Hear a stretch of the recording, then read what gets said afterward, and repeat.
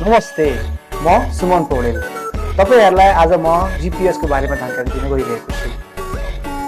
GPS भनेको एक satellite communication device हो जसले पोजिसनिङ भन्ने जनाउँदछ। जीपीएस भेहिकल ट्र्याकिङ भनेको गाडीहरुलाई ट्र्याकिङ गर्न प्रयोग गरिने प्रविधि हो जसले गाडीहरुलाई ट्र्याक गरेर सम्बन्धित निकायमा त्यसको रियल टाइम लोकेसन दिने काम गर्दछ। यसको आवश्यकताको बारेमा हजुरहरुलाई म आज जानकारी दिन गइरहेको छु।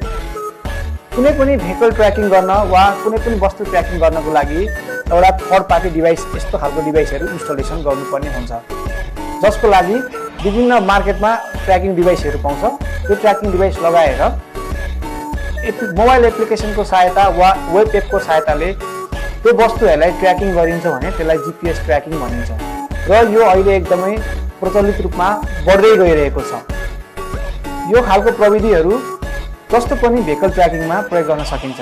स्कुल बस होस् या ढुवानी गाडी, बस, पिकअप गाडी होस् या अन्य गाडीहरु सम्पूर्णमा यस्तो प्रविधिहरुको प्रयोग गर्न सकिन्छ।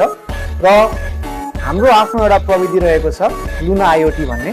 लुना आईओटी भन्ने प्रविधि तपाईहरुले आफ्नो गाडीमा जडान गरी गाडीको रियल टाइम लोकेसन, गाडीको स्पिड, गाडीको स्ट्याटस, गाडी कहाँ रोकिएको छ, कहाँ कुदेको छ, कति बेर रोकियो, कुन ठाउँमा रोकियो, स्पिड कति छ, ओभर स्पिडिङ कति छ, लोड गर्यो कि अनलोड गर्यो कि भन्ने 70 भन्दा बढी सेवाहरू एउटै प्लेटफर्मबाट दिन सक्नुहुन्छ। धन्यवाद।